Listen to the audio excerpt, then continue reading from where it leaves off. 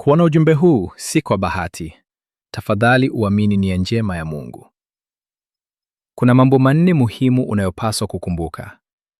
Moja, kile ulichopoteza hakijapuuzwa na Mungu.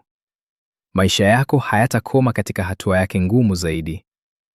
Mwogope yeye na umtii yeye, na neema itakaribia polepole. Bili, Mungu tayari anajua wasiwasi wako kuhusu kazi, mwelekeo na fursa. Milango mingine huenda bado haijafunguliwa, lakini hilo halimaanishi kwamba hajakutunza. Unapokuwa dhaifu, umechanganyikiwa na umechoka, Mungu anakupa nguvu, amani na ujasiri unaohitaji ili uendelee mbele. 8. Tafadhali usikate tamaa. Unachopitia sasa si mwisho. Mpango wa Mungu mara nyingi ni thabiti zaidi kuliko tunavyoweza kufikiria.